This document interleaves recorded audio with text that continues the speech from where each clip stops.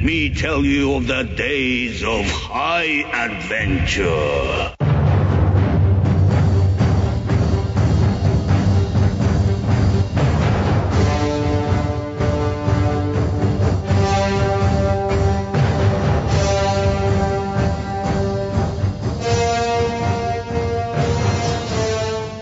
Hello, I'm Kevin. And I'm John. And this is 6 Degrees of Schwarzenegger, the podcast where we take a long, hard look back at some of our favorite action movies from the era of Arnold.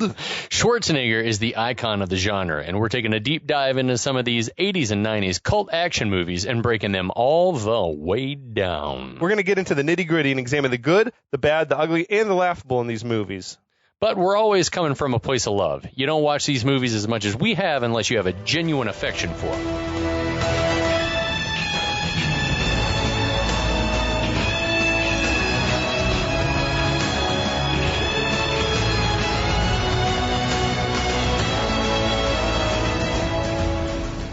John, we're back. We are. Thank God.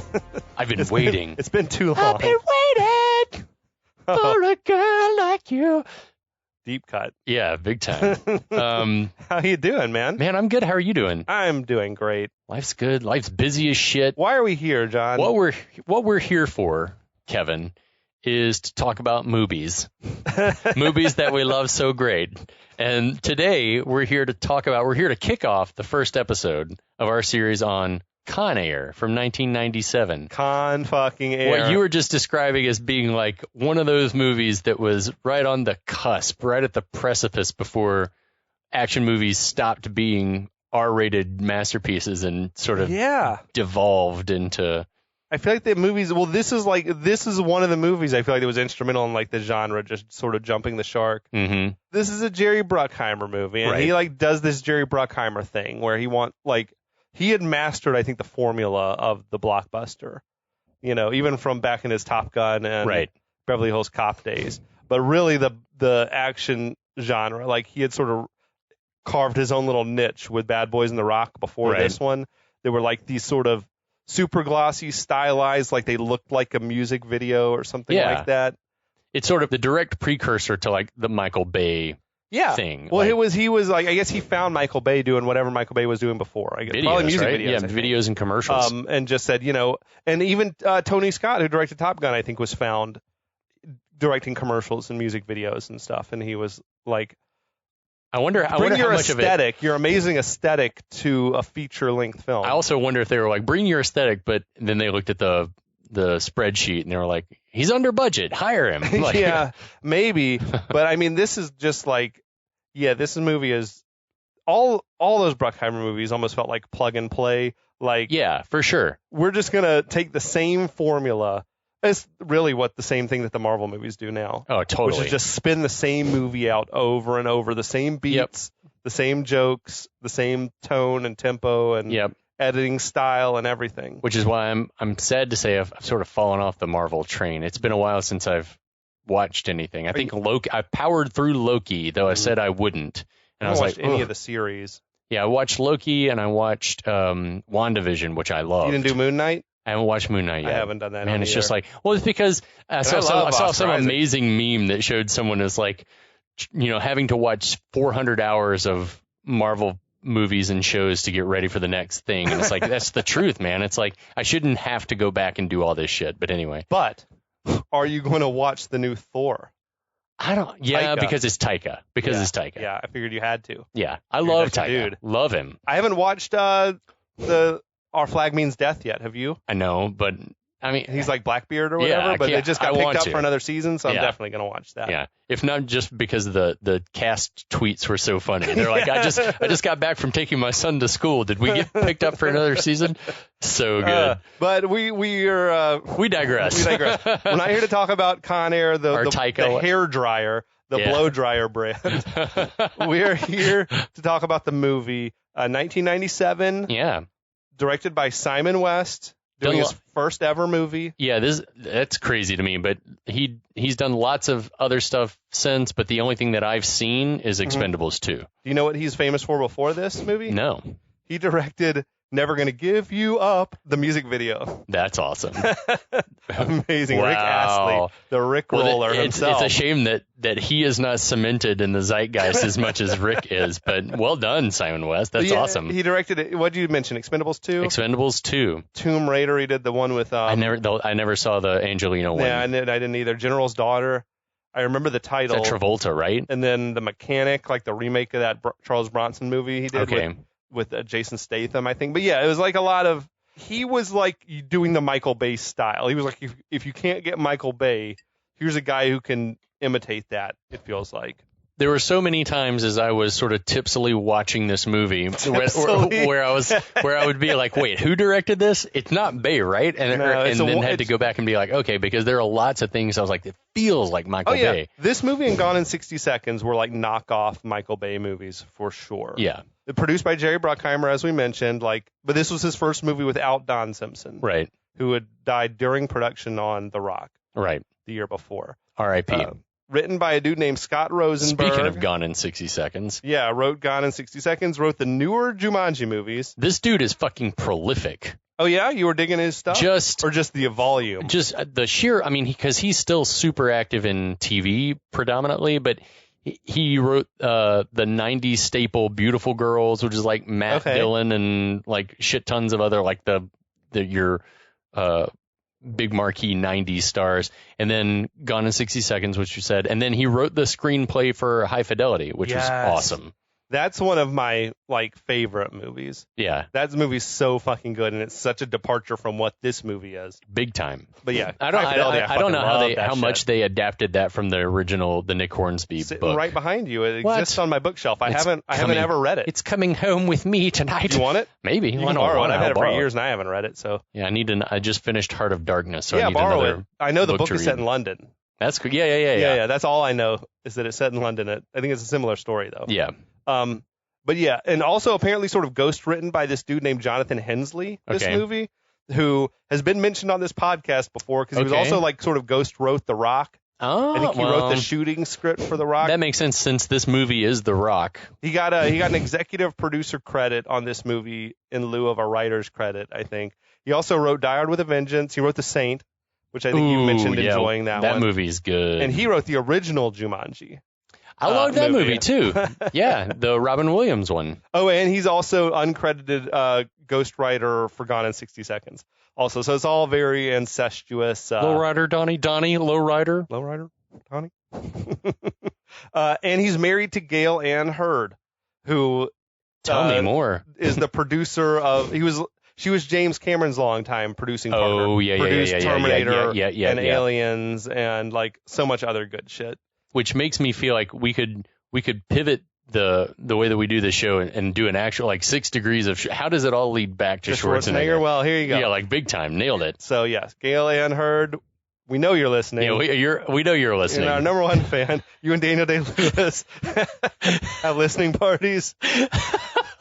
Oh, John. The both of you are drinking $2,000 bottles of wine, smoking hashish, and listening to our podcast. But anyway, she's married to Jonathan Hensley. We know you're listening. Thank you for your support.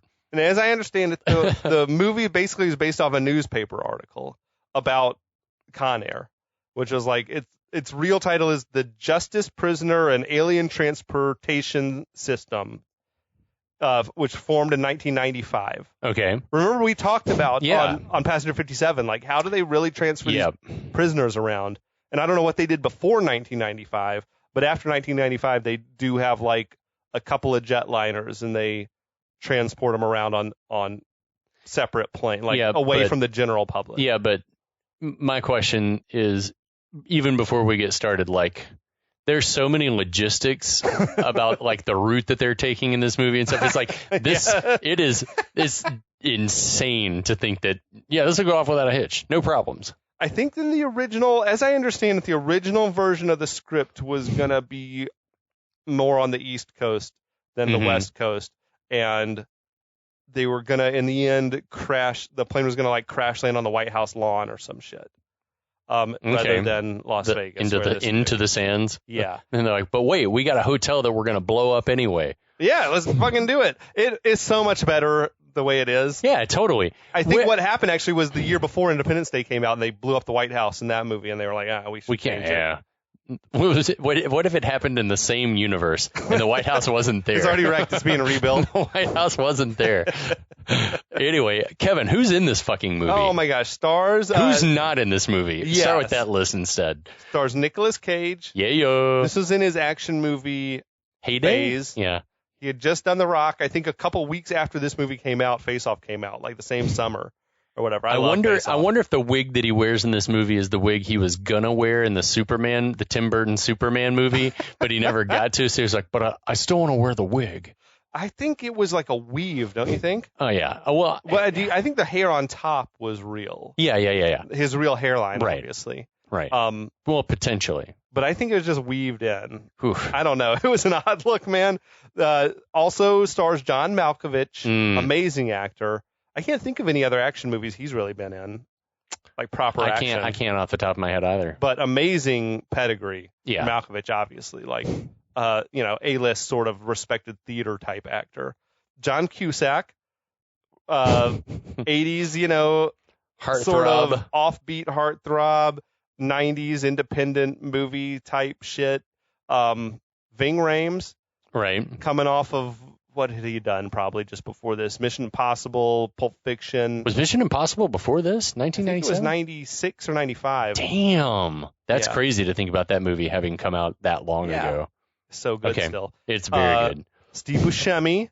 Mm-hmm. Love Steve Buscemi. Who like in his own regard, like great character actor, but then. Like, just in Hollywood, had done mostly comedic stuff. Yeah. This is probably what he did right after Fargo. Right.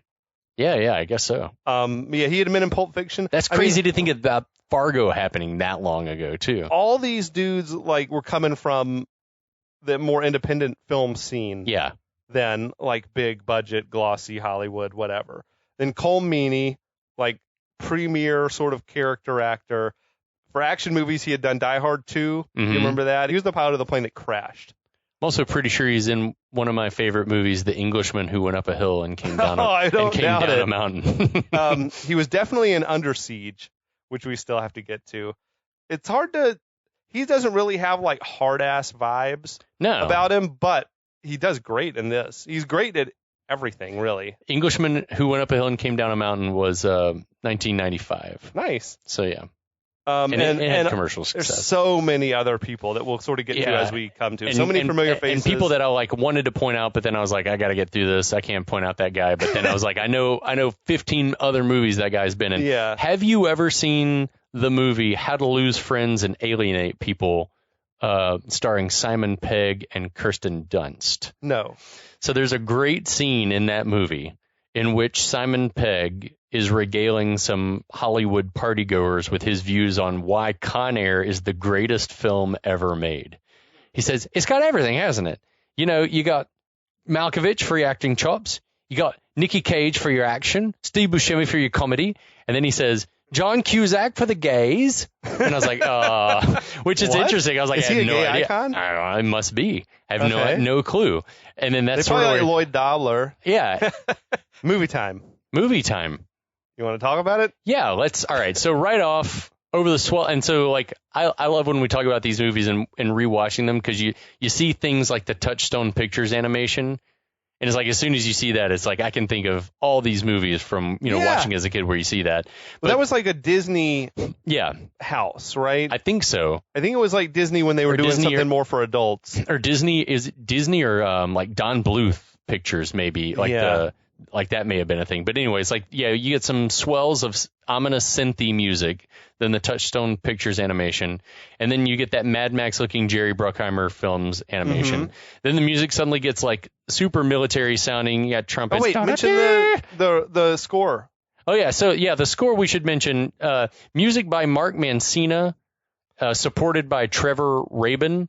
But Mark Mancina, he did the music for things like Speed, Twister, Bad Boys, Training Day. He was like an action movie score guy. Yeah. an awesome set. His hallmark, I feel like, was that he'd have a heavy like electric guitar use. Yeah. In the score. Yeah. So you have like orchestral score and then like the addition of shredding. Yeah. Exactly. So we get a Powers Booth voiceover. Yes. I love that.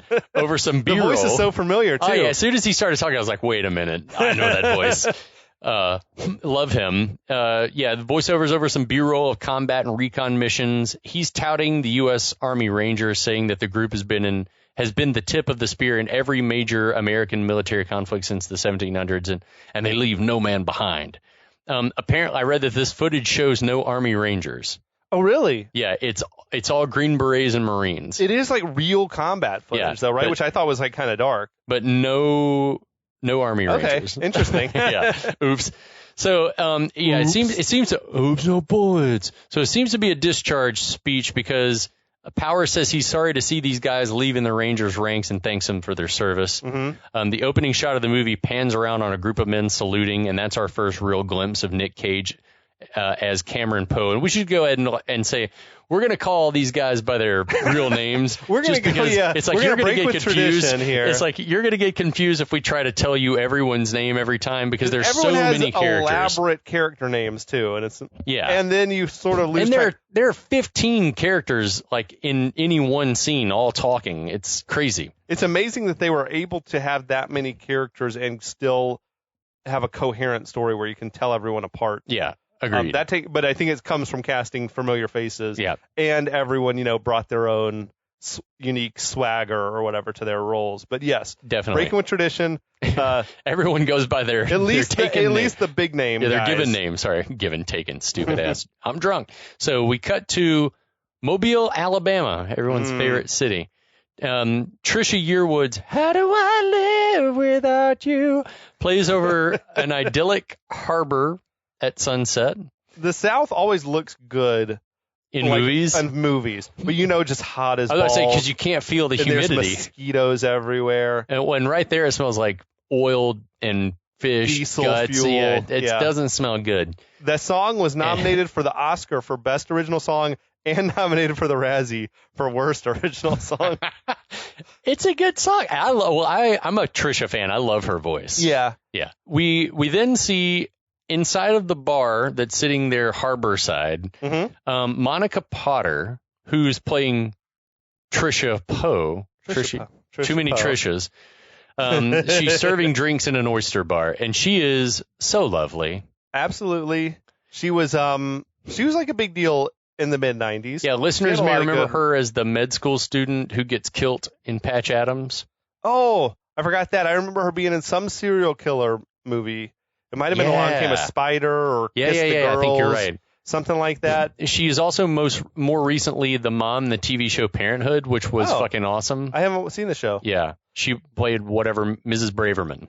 I want to point out that the bartender in the oyster bar, he was like a real deal Southerner. Yeah, he's also in shit tons of, that guy is in everything. When he comes along and he's like, "Hey, Trisha Poe," I'm like, that's a fucking Southern thing to say. Big time. Like calling someone by their first and last name. Yep, absolutely. In a flirty sort of way. Hey, big Trisha time. Poe. And I coworker, he's probably like her big brother or of whatever. Of course, yeah. Looking out. So while she's serving drinks, we see Nick Cage debark a busted ass shrimping trawler just steps from the bar. Where the fuck was he coming from? Why is he getting off a boat? It's like, where was he stationed, number one? Then he's like, no, I'll take a boat. I'll take a trawler.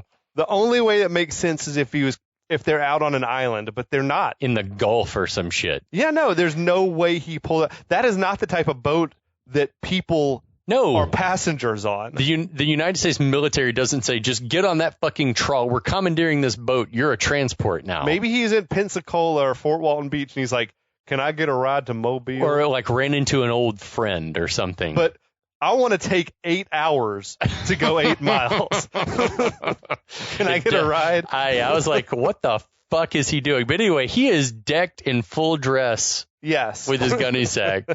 In case you'd forgotten, he's in the military. Mm-hmm. He enters the bar and immediately locks eyes with Trisha. Goofy smiles abound. A drunk redneck down the bar is just salivating at Trisha with his buddies. I'd take a beating half my life to get a piece of that woman. What the fuck does that mean? I don't know. That's not an expression. Yeah.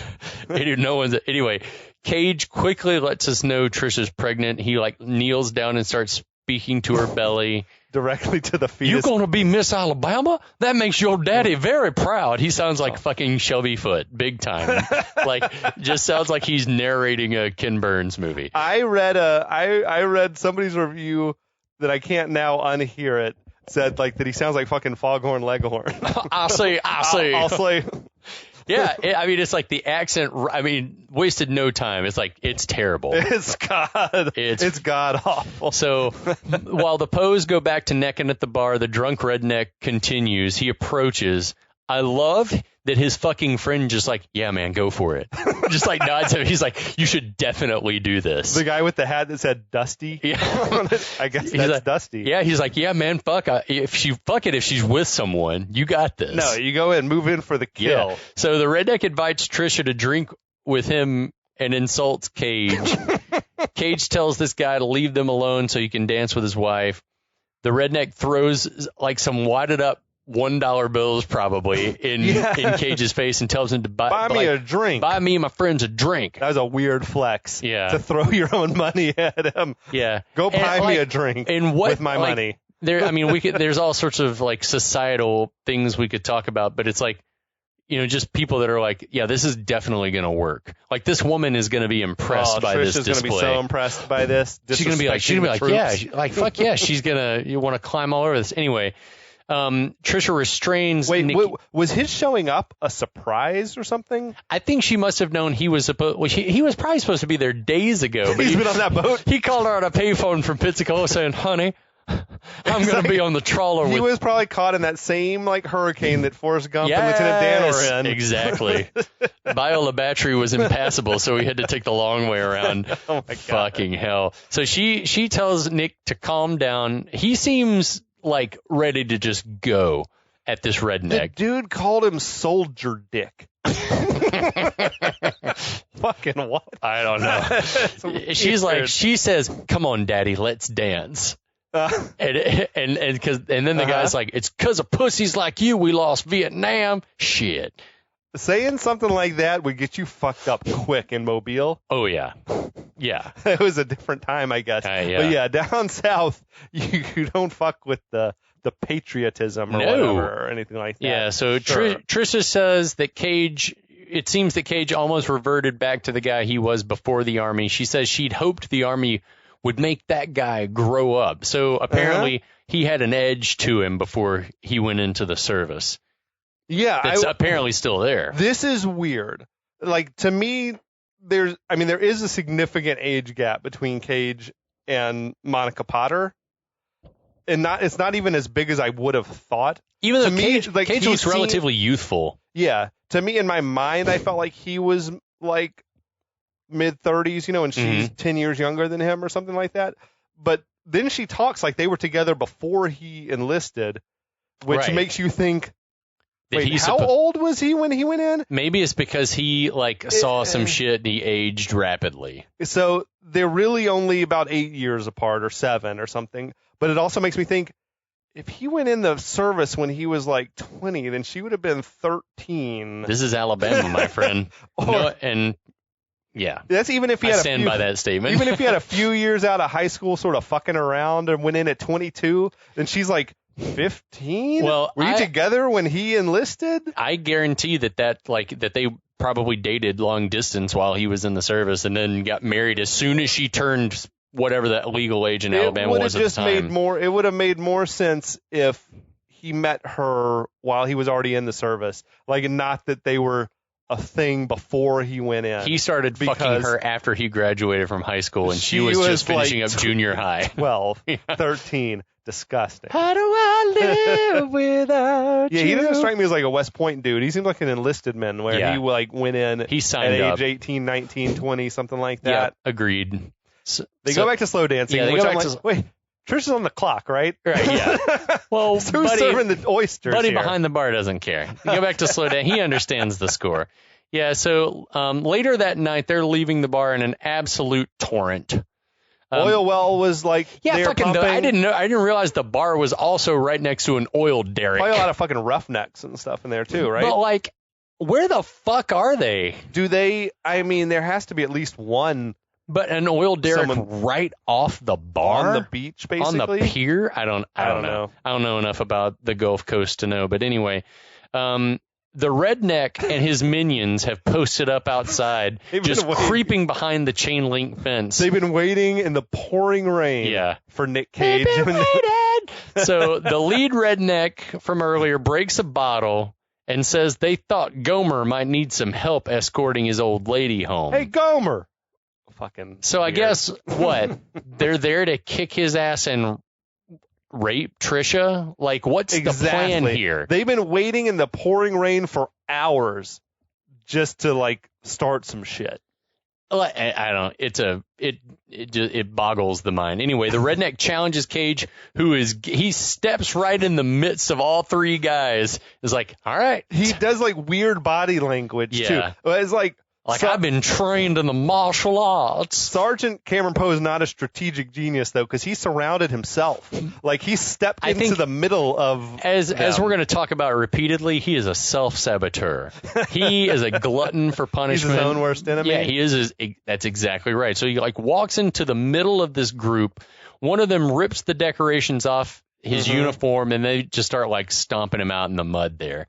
I'm always amused in these movies where, you got the bad guy, but then you got his cronies who are just down to commit felonies or kill someone. That's what I don't understand. Because his buddy in the bar is like, yeah, man, go for it. Let's do it. Let's fucking kill him. Let's kill him, and then there's going to be no recourse here in Mobile. Anyway, that's just me. Who knows what evil lurks in the heart of men? The Shadow knows. The Shadow does know. So Cage fights back, drops two of them with relative ease. Meanwhile, Trisha's run back inside Oyster Bar for help. Yep. The lead redneck whips out a switchblade, and Cage kills him by doing that shit where you take the heel of your hand and go straight up into the guy's nose, breaking it and shoving it up into his brain. And when we were kids, did it not seem like knowing about this, knowing about the fact that it could be done was like a mandatory fact that you told, you know what you can do to kill someone? That was, I'm going to read my notes to you. That shit was in vogue in the 90s. That was it was in the ether. It was. Everybody knew about it. It's like, all you have to do is punch him in the nose and then ram it up. It puts the bridge of the nose right into the brain and kills him. Bruce Willis does the same shit in The Last Boy Scout. Yep. So we'll have to get on that. All right. But there's no contest. That was the coolest way to kill somebody with your bare hands. Number 2 was ripping a throat out, which we get a little Dalton special. Yes. Absolutely. So after this murder has been committed, the other two goons run off. One of them grabs the switchblade, which I guess is important. In the eyes of the law, probably. Well, we have no reason to believe there was any provocation, except for you've been kicked to hell, and there's all kinds of eyewitnesses. Yeah, probably. It's bizarre. Yeah, I don't know. So, a bloodied Cage is out in the parking lot just Trisha! yelling. Yeah, just he was yelling. doing his, what was it, Stella? He's just like... That's exactly, and I guarantee that's what Cage was probably like, I'm going to do Stella here. I'm going to channel Brando here. Wasn't he was giving off, it happened again vibes. Yeah, oh, shit, I'm sorry. I killed another man. Sorry. Yeah, so she returns with Dale, the bartender, who runs up and immediately puts like, man, that dude's dead, bro. He's dead. There has never been a more clear-cut case of self-defense. Yeah, I know. Yeah. Three dudes attacked you and your pregnant wife. Mobile police show up and say, well, we can't trust the word of a woman. So all we have is a soldier. There's no way. There's just no way. It's 2 against 1 who's a soldier, so it's 2 on 2. I found the old version, an earlier version of the script. Yeah.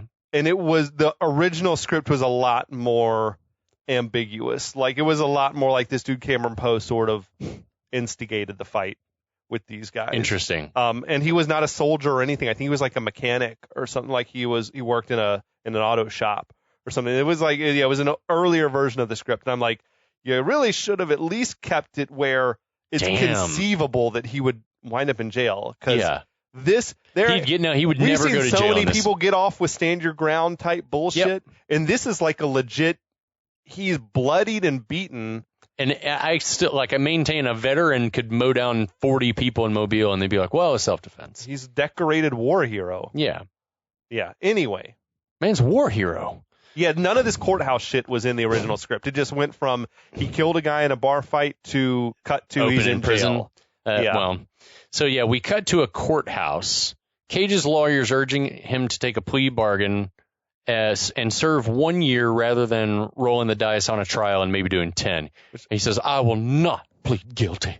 What kind of dog shit lawyer is this? Yeah, well, that's what I'm saying. So he reluctantly agrees ultimately. Did you recognize that guy, the lawyer? I did recognize him, but I didn't bother looking up. I remember him as being like in Kickboxer 2, but he's in a ton of shit. He's in like 100 things. Yeah, that was the thing is I recognized him and I was like, this podcast is going to be 6 hours long if we tell everyone what everyone's in. His name is John Deal, and for some reason he's uncredited in this movie, which is like he spoke a fair amount. He created the plot of this movie with his ignorance. With ineptitude. Yeah. So Cage is like, fuck it. I don't want to spend a bunch of years in jail, so I'll plead guilty to manslaughter. We cut to the courtroom where the judge is hammering him with a 7 to 10 year sentence, saying because of his quote unquote military skills, he's a deadly weapon and subject to harsher punishment. What? Fire that fucking lawyer immediately. That is like malpractice. Big time. From the lawyer. Wait. It's like maybe 1 year. When you do a plea deal, that shit's in writing. Yeah, You don't just say, nah, going rogue. This is some flimsy script writing. You have military skills. What the fuck does that mean? Yeah. Like, that's just bizarre. Yeah, it doesn't make any sense at all. We get a shot of Trisha. She is understandably heartbroken. Then we cut right to the Con Air title card. It's like clank. Yeah, it's Street Fighter. Yeah.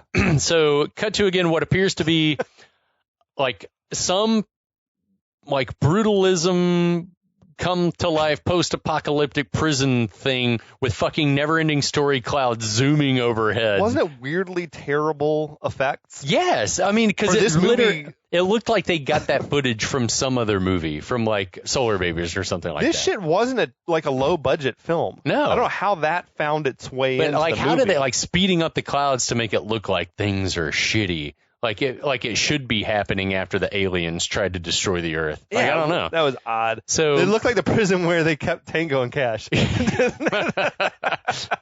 was like a fortress. God. Yes.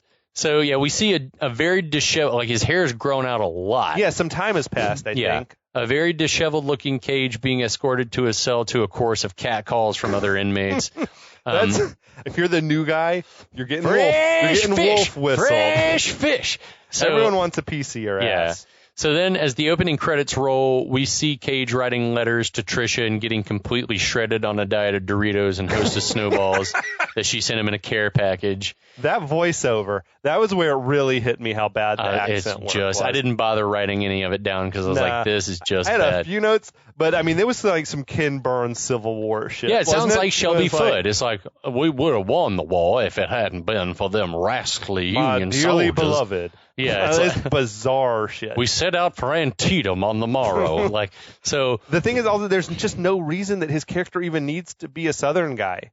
No, he could. If you can't do the accent, it's like if Kevin Costner can be Robin Hood with an American accent, then you don't even need to be trying to be a Southern guy. Nope. Like apparently the Southern thing was like Nick Cage's idea. I want him to be a Southern gentleman. He probably thought that it would be more sympathetic to the audience that would be watching this movie, and he's not wrong. He does say, "I'm not angry. The blame falls squarely on me." Bullshit. Nope. Fucking what? Nope. I'd be pissed. Same. Wait a second. I mean, like these men were going to straight rape my wife, my pregnant wife, because someone picked up the switchblade. Then all of a sudden it was me. There's no probable cause for them. Yeah. What about the broken bottle they came in? Yeah, exactly. With? Or just the fact that it's 3-on-1 and I hit him in the face and he died. Go into the bar and pick any of the 12 people that were standing around on the dance floor that overheard that conversation. These guys were drunk. They left, at closing time, last call. They've been waiting around out here. Closing time. Yeah, it's fucking odd. So anyway, Cage uses the snowballs to bond with fellow inmate McKelty Williamson, who's playing the character Baby-O, who will probably never say Baby-O again. Nah, that's not a great name. But that was Bubba. Oh yeah, Benjamin Buford Blue. Basically playing a similar type character. Yeah, the same character, but without a weird affect, like vocal affect. So Trisha has also sent pictures of their daughter, Casey, who's growing up quickly. We cut to Cage serenely reading his letters during a fiery prison riot. That riot was nuts. Yeah. Like, why was there toilet paper strewn everywhere? That's in every prison riot scene I've ever seen. It's just like people love to create chaos. The burning mattresses I get, but I don't see why you just and let's toilet, let's TP, let's roll the place. Toilet paper's currency in prison. It would be to me. I'd be like, what? I need some toilet paper. So anyway, we get the idea that time is elapsing quickly because we're seeing like during this VO. It changes from a letter to Trisha to a letter to and from preschool aged Casey. Except that it was written very well written for a preschooler. Yeah. Maybe it was narrated to the mother. She's super intelligent. Yeah, she's dictating. The kid's a fucking genius. Yeah. So we also see like Cage putting his prison term to good use, learning origami and Spanish through books and cassette tapes between pull-ups and handstand push-ups. And none of those things become important later in the movie, which is a little bit weird. I think we're just supposed to, and maybe this was more Nick Cage thing. It's like he was bettering himself in prison. Yeah. What's weird is we're supposed to feel sympathetic. People are like walking by in the background and no one is paying attention to the fact this dude's in here doing handstand push-ups. Yeah. That shit kills me. Yeah. Sometime later, Casey, the daughter, is writing about starting the first grade and asks when Cage's going to be coming home. Just after folding a paper crane, he writes back saying that he's been paroled and will soon be coming home. I'm coming home to my ladies. Coming home forever. Dear Hummingbird, break out the fine china, chill the lemonade, and tie a yellow ribbon around the old oak tree. Fucking what? Yeah, because this boy is coming home to his ladies. Coming home forever. Forever. Fucking awful accent. End montage. Thank God. That's woof right there. Was it the worst part of the movie? I think so. Yeah. Any time where he's really pushing that southern accent hard. That's the thing, too, is like, God love Nicolas Cage. I love him, and I need to watch, like, Pig and some of his more recent things. Just that new shit was great. The Massive Talent movie. Yeah. Which leans into the Con Air and The Rock references stuff and like clips from the movie heavily. Yeah. Well, like I still like I admire his. He's an artist practicing his trade. He doesn't have it quite figured out. He's trying new things. That's my thing with him. Is he's fearless and he wants to try new things just to see if it'll work. They do a thing in that new movie of his where he's trying to do like a Boston accent, and it's like about as bad as this version of the Southern accent doubt is. It, and it's really it's entertaining. So enough about that horrible accent. The action in the movie picks up as Cage reads a letter from Casey, his daughter, aloud that says that her daddy's coming home on her birthday, July 14th. Who's that writing? Was it a school report she was writing, maybe? And I don't know. And they mailed the report to him? Whatever was going on, her writing style had reverted to an actual first grade level. Yeah. From the earlier shit she had written, and it was like well-formed thoughts. Yeah. And this was just like, my daddy's coming home on July 14th. My birthday is on July 14th. I will see my daddy for the first time on July 14th. Right. That's how a first grader writes. Right, exactly. They're not writing, Daddy, just the facts. The teacher was so mean to me. Please tell Mommy I don't have to go to school anymore. Yeah, not like, a chance. The daughter wrote this shit with a crayon? She's 6 years old. At that point, she was like 3 or 4. Yeah. Yeah. So anyway. His cellmate, McKelty, maligns the stuffed bunny that Cage has gotten to give his daughter as a birthday gift. Cage insists it's an all right gift, and if it's either that or a tube of toothpaste or 2 packs of Pall. I'm like, why can't you talk? A tube of toothpaste and 2 packs of Pall Malls. Where are you from? All of a sudden, he's like, Surfer dude was sneaking in there. Tube of toothpaste. Anyway, struggling hard with the accent. I'm from California. Tube of toothpaste. Like that's tube of. Like, I get it, tube is probably more accurate, but tube of toothpaste. Anyway, fucking hell. So he continues packing his belongings in a box, and McKelty reads the parole certificate and then laments that it's going to be a long time before he's likely to be paroled. We get some That way, his character McKelty seemed like a very decent dude. Oh, yeah, totally. They never tell us what he's in for. Probably nothing. Probably possession of probably an ounce of marijuana or nothing. So I get jaywalking. I get the impression that he's like meant to be like a born again Christian or something like that. So fucking, I don't know. He might have fucking bombed an abortion clinic or some shit. No, he didn't. No, you think he's a good dude? He's probably been railroaded by the system. He definitely was. He's in for the long haul, though. He's like, I'll never get paroled. That makes you wonder. He must be in for like killing someone or some shit. I mean, whether he did it or not, I'm not saying. Or jaywalking. It didn't matter in the South. It still doesn't. So I feel like it's laid in this moment and in moments later in the film where there's meant to be some type of like religious storyline going on between these two. There was a lot of like, there was prominent Bible placement and like there were holy cards sort of on the wall amongst the pictures of his daughter and like pictures of hot rods, which I think was also like a leftover thing from when he was meant to have been a mechanic. I think that Cage was trying to pull off the, like he'd achieved Zen in prison vibe, but it falls apart immediately when the action in the movie picks up. He's like down to clown with anyone. It's like, fuck it. So anyway, we get some exposition about how McKelty's going to be transferred to a new prison. Then Cage, who is apparently over talking about his friend's plight, loses his shit and screams, I'm going home, son! I'm going home, son! What? That was the weirdest acting I've ever seen from Cage. That's him, baby. I felt like that was the most Nick Cage thing. Let me just explode. I'm just going after it. Going home, son! So, they have a thing of calling each other son, which is not a Southern thing. I don't know. Maybe it is. We don't do it, but no. I've never heard anyone calling each other son. I've heard friends calling each other, hey son. Hey, definitely. Hey son, what's up, son? So anyway, Cage and McKelty walk out together because they're leaving on the same jet plane. Mm-hmm. We cut to some beauty shots of that plane, the Jailbird.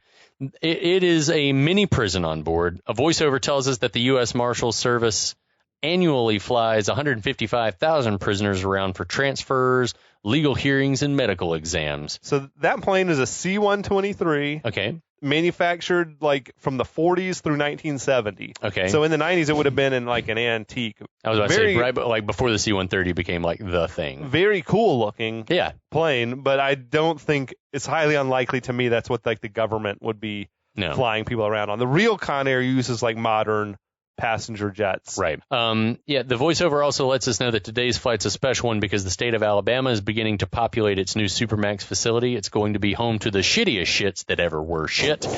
They're laying that exposition on so thick. They'll have lifers, some on death row, but all of them pure predators.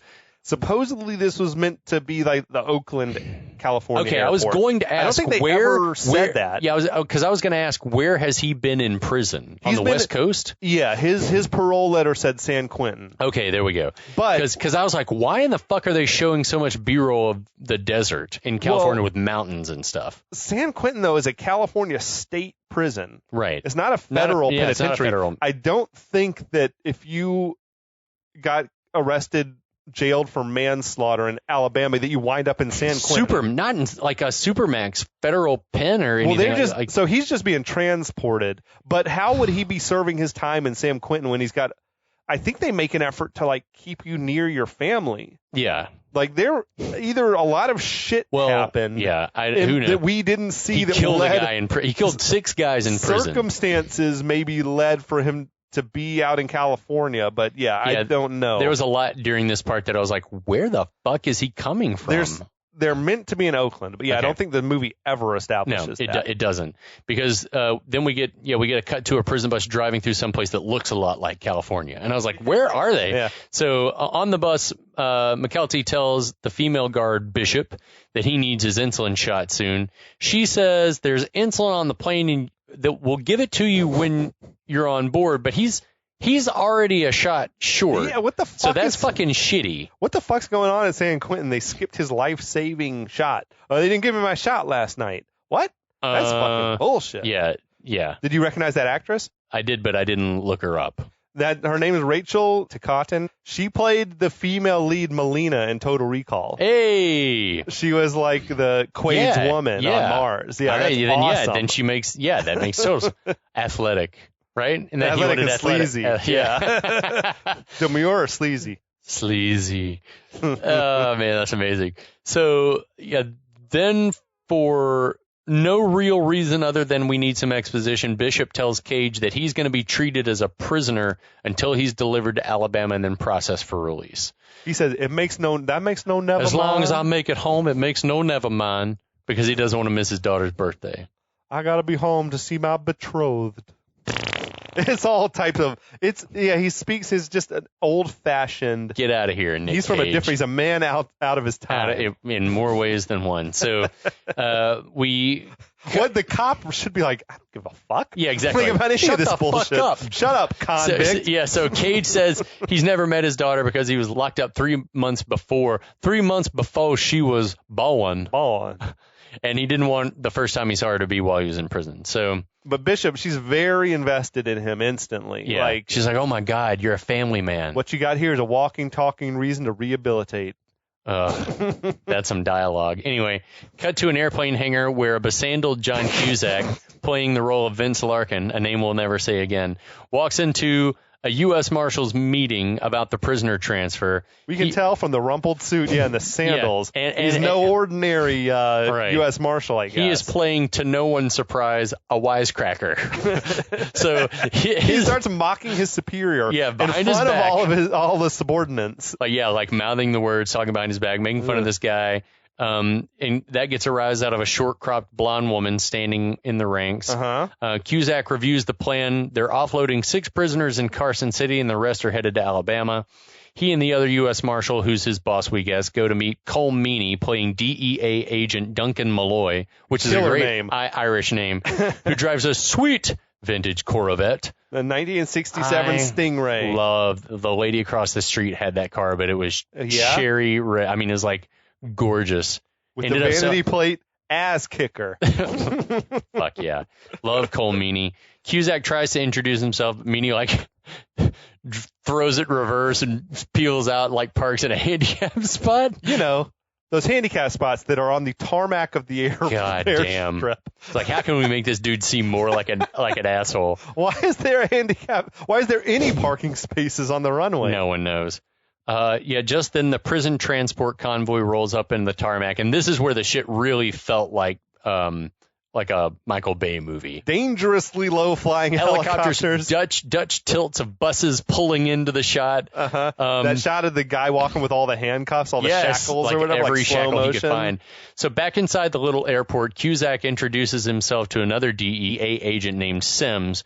He hands Sims a file on a Colombian drug lord named Francisco Cindino, who's going to be getting on the flight when they stop in Carson City, Nevada, to drop off some other prisoners and pick up some other prisoners. And he it's complicated walked to the nearest filing cabinet, opened a drawer in the file cabinet, and produced a prisoner uniform from in the file cabinet. This is where we keep our... Is this the U.S. Marshal airstrip?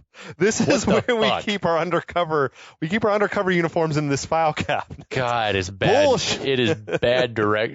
We can't have a duffel bag sitting there or a suit. It's ridiculous. Yeah, anyway, we talk about how complicated that flight plan is. It seems unwise to have so many stops and variables with that many crazy fuckers, but what do I know? We learned that Sims will be going undercover on the flight to try to work this Cindino character for information about his family's drug cartel. This is where he casually mentions when we take off from Carson City, you'll have 2 hours until we get to Alabama. What? That is a 4 to 5 hour flight. Now a C-123 top speed, 228 miles an hour. That would take 8 to 10 hours to fly Carson City to anywhere. I also like Carson City to Alabama, just generic Alabama. Right. We don't even mention the city we're landing. As soon as we hit the state line, the plane just materializes on the ground. Yeah. It does a transport like a phasing maneuver. Anyway, screenwriter could not be bothered to pick another city. Fuck the details. So Meany, he wants credit for breaking Cindino before the FBI takes custody and gets the glory. Oh wait, now I do want to mention that he talks about he's been known to be somewhat garrulous in the company of thieves. Yeah, I love this. He's like, garrulous? What the fuck is garrulous? He says, that would be loquacious, verbose, effusive. How about chatty? What's with dictionary boy here? And he's like, thesaurus boy. That's a fucking good. Yeah. That's a good line. Yeah, that's a great line. That was line. Clever. I like that bit. Yeah. In a surveillance van, Meany asks Sims, "Have you got your gun?" This alarms the U.S. Marshals, who tell the DEA that they're nuts and we've got rules. Meany says so does the DEA, that no agents go in unarmed. Cusack and Meany get into an argument about whether Sims can take a gun on the flight or not. Cusack says it's no guns allowed except a pistol in the cockpit and an arsenal in the cargo hold. We love to keep an arsenal where no one can get to it in a hurry. That's it. Those are the only guns. We like to keep one pistol in the cockpit and fucking every gun you can Armageddon. need. Enough for 20 men in the cargo hold. What the fuck? Where no one can get to it quick now, mind you. If an emergency comes up, that's just bizarre. We know that shit's going to be extremely important later on. So Meany maintains that his man doesn't go on without his gun. Cusack says then he doesn't get on the plane. Meany reluctantly agrees, and Sims reluctantly hands over the gun. With that plot device out of the way now, we cut to some B-roll of armed guards lining the walkway from the transport bus to the plane. Now it's time for Cusack to introduce us to some of the all-star lineup of prisoners who are going to be on the flight. We got William Bedford, a.k.a. Billy Bedlam, played by Nick Chinland. Never heard of this guy. No, he's good in this, though. Yeah, he's fine. Yeah, so apparently the character Billy Bedlam massacred, just tons of people, his whole cheating wife's family and dog. Yeah. That Billy Bedlam, killer name. Yeah. If we're moving on to the next guy, I jotted down this thing. Now, who's that good-looking brother on screen? Yeah, exactly. Fucking what? That's an odd thing to say. Yeah. And somehow they're watching a well-produced, multi-camera feed of the prisoners coming off the bus. I don't know how that happens. Well, yeah. Why aren't they on the runway or on the tarmac watching this? Oh, I know. I guess they are with the undercover. Yeah, Sims. they're with Sims. Okay. So this is Ving Rhames playing Nathan Jones, a.k.a. Diamond Dog, a black militant who bombed an NRA meeting. Love that he's like a book writing savant. Oh, and he says they're talking to Denzel. Denzel's going to play him in the movie. Yeah. So John Malkovich as Cyrus the Virus Grissom. Fucking another killer name. Yeah. An all-around evil genius who's been into kidnapping, extortion, robbery, murder. He's killed 11 men in prison, escaped twice, and he's got 2 degrees, including his Juris Doctor. He's killed more men than cancer. Amazing, dude. Yeah. Malkovich is such a fucking good actor. Yeah. Big time. He can do so much without even speaking. The shit he's doing when they're checking his mouth. Oh, yeah. And he's sort of giving him the tongue. Giving his tongue thing at the guard. Cusack calls him the poster child for the criminally insane. Love that. So then we see Dave Chappelle as Pinball Parker, a man with apparently very offensive breath. He breathes in the lead guard's face and identifies himself as an armed robber, arsonist, and dope fiend, but is also a really nice guy. When he breathed, first of all, he got a super racist greeting from the guard. Yeah. When he comes walking up, then the guard's like, "Oh man, it smells like someone's shit in your mouth."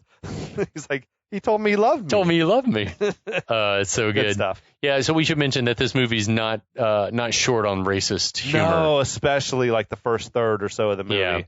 So Nick Cage, then they're like, "Who's that guy?" And he gets off the bus with this dopey smile, like a puppy with the breeze blowing his hair out, and he's described as a nobody, just hitching a ride home. That image is like a meme and a gif for sure. When he comes off the bus, just enjoying that cool ocean breeze. The lead marshal then tells Sims that no one, not even his guards, know that he's DEA. Mm-hmm. You got this moment where Cole Meany is telling the other dude from the Marshal Service, "Tell me, is the U.S. Marshal Service in the habit of employing annoying, wise-ass bookworm creeps?" Yeah. And the other dude's like, "Larkin's one of the best we got." And he's like, "Well, I'd still like to crush his larynx with my boot." With my boot. You can't say that. No. I would like to murder him. Yeah, when I heard that line, I was like, that's not okay. You can call him a bookworm and a creep and everything like that. I think you can't say how you'd like to kill him. That's just not going to fly. It was a different time. We see Cage getting patted down before getting on, and his picture of Casey gets confiscated by the lead guard. Cage seems ready to mix it up with that guy, saying, "I'll be getting that picture back soon." This is where I was like, God, man, he wants someone to fuck him up. I hope I'll be getting that picture back real soon. Can't get out of his own way. That's dude, First of all, the fucking hair on Cage. Yeah, it's too much. It sucks. That's why I feel like he found Jesus, and so he's like ready to turn it all around. Yeah, he's got a Christ thing going, doesn't he, in this movie? Yeah. So, then lead guard disrespects McKelty, snatching the do-rag off his head. That dude had some racial animus. Yeah. Hey, homeboy, no do-rag. Like, ooh, woof. Yeah. So on board, Chappelle greets Cage with, he acts like he knows the guy, but then he's immediately like, I thought you were someone else. Another weird moment that doesn't pay off in any way. Yeah, agreed. And also weird, generic Cage weirdness. Sweet bird of freedom. Yeah. He just says to no one in particular. Yeah. No. Yeah. That is a definite Cage ad lib. Yeah, big time. As luck would have it, McKelty gets sat right next to Cage. Earlier, we've also seen that Ving Rhames and Malkovich were put in individual small cells on the plane where they're going to be standing up the whole 2-hour flight that's 8 hours long. Outside, we see Cole Meany step in to screen fake prisoner Sims, and during the pat down, he secretly slips a pistol into Sims' sock. None of the dozen guards standing around notice this. Yeah, so back on the plane, Chappelle gets real racist with an American Indian inmate seated next to him. We won't get into the specifics, but it's worth pointing out. It's like, fucking hell, guys. There was a lot of race baiting, in this opening act of the movie, to the point that I'm just like, wow, I don't know that this is making me feel uncomfortable. Yeah, agreed. Meanwhile, Cage has but to turn his head and make the briefest eye contact with Billy Bedlam for Billy to immediately have a problem with him. He asks Cage what his problem is, and Cage says, just admiring your cage. He loves to stir the shit, man. Loves to. It's never clear, though, why Bedlam just hates Cage. Right. Well, the same thing. Immediately. And why does Chappelle recognize him? I think it's just we got to make a big deal about, for some reason, he stands out. There's something about this guy. Maybe he's got the glow. He's got the touch. So main guard goes over the rules with all the prisoners, says keep quiet, keep your hands to yourself, and if anyone screams, spits, or bites, they get what he refers to as the treatment. Did you recognize the guard? Yes, but again, it didn't look up why, where, or wherefore. He was in Field of Dreams. He was one of the old-timer baseball players. He was the sort of the surly pitcher. Yeah. What'd you throw at him? He winked at me. Yeah. He was like that guy. Okay, yeah. Amazing. Yeah. I love these, I just love these, those dudes who are like, oh, you were a small but memorable part in a very iconic movie. And I thought that he fucking killed it in this role. Yeah, no, he was perfect. He just owned it. And he's looking around. He's like, my, I look around. I see we got a lot of celebrities among us. I see 11 current affairs, 2 hard copies, and a genuine Geraldo interviewee. That shit's I love it all, man. Yeah, agreed. Anyway, this is where the movie's working. Yeah, once we get all the ingredients into the mixture here. Everything's in the mixing bowl. So just then, an anonymous prisoner spits at that guy. He's like, gag and bag this Nazi muffin, he says as he clubs the dude over the head with his elbow. He's like, poof. The dude is an equal opportunity, brutal son of a bitch. Oh, yeah. I also like the touch of him, rubbing his eye, that got me in the funny bone. Yeah, exactly. So my humorous. My arm went numb. Yeah. While this is happening, Malkovich spots Johnny 23, played by Danny Trejo, says he recognizes him as a famous criminal in Espanol. Malkovich has been checking out the Spanish tapes too, exactly, apparently. Yeah. So Trejo says they call him Johnny 23 because he's got 23 counts of rape. He shows off a tattooed arm covered in hearts, 1 heart for each of my 23 bitches. Oh, this is brutal. Yeah. And as Guard Bishop walks by, Trejo says in her direction, it would be Johnny 600 if they knew the truth. And that's fucking terrible. Yeah. That's that's even terrible. Too much for Malkovich. Yeah, it's come on. So yeah, Malkovich says that he hates rapists, that they're somewhere between a cockroach and that white stuff that accumulates at the corner of your mouth when you're really thirsty. And Trejo gives a look like, we're trash. But in Trejo's case, Malkovich is willing to make an exception. Then Malkovich calls over guard Falzone. That's apparently lead guard's character's name, Falzone. And asks, stewardess. Stewardess, what's the in-flight movie? Falzone says he thinks he'll like it, that it's called, and I did not like this writing. He says, it's called I'll Never Make Love to a Woman on the Beach Again, and it's preceded by the award-winning short No More Steak for Me Ever. And neither of these jokes is very good. It's so unnatural. Yeah. No one, unless you had that locked and loaded as a response, unless you've been preparing that all morning. It's called I'll Never Fuck a Woman Again and No More Steak for Me or something like that. Yeah, it was odd. Anyway, as Falzone, who will never call Falzone again, walks away. We see Malkovich like surreptitiously removing a needle that he'd like stuck in like way into his hand under the skin. Under the skin, the palm of his hand or something. Back inside the little office in the airstrip, Cusack's sidekick, the short crop blonde lady, Jenny. I feel like Jenny went to the barbershop and was like, style me like Gozer from Ghostbusters. She had like that weird, that just odd hairstyle, like short cut, like it was a look. She seems nervous, same girl, to have so many bad dudes stuffed into one plane, but what's the worst that could happen? Yeah. I ask you. He insists this is a well-oiled machine as the plane taxis for takeoff. And then that's where we're going to leave you. Yes. Because that was a lot to pack in one episode. That was a lot to pack and unpack. Yeah. And then pack again. A lot happened in about 15 minutes worth of movie. Yeah, they have a lot of moving pieces to set in place. I'm going to absolutely need more bourbon if we're going to talk about any more of this movie. Yes, we're going to refill our cups. We're going to be back soon. We hope you refill the airplane of your interest in this movie. No. I think this is a much beloved. Oh, yeah, totally. It is 90s staple. It is. I'm enjoying it. We hope you are too. And we'll be back.